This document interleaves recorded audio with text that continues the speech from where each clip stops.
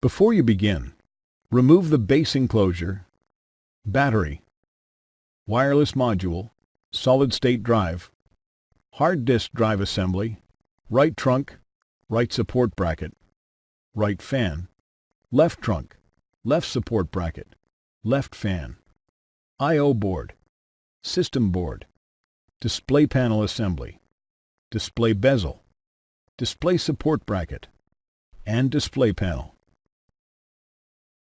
Removal. Disconnect the webcam cables from the connectors on the webcam board and remove. Using a flat, non-conductive tool, carefully remove the webcam board from the adhesive and alignment pins that secure it to the display enclosure. Remove the webcam board. Replacement. Place the webcam board onto the alignment pins on the display enclosure and gently apply pressure to adhere it into place. Insert the webcam cables into the connectors on the webcam board.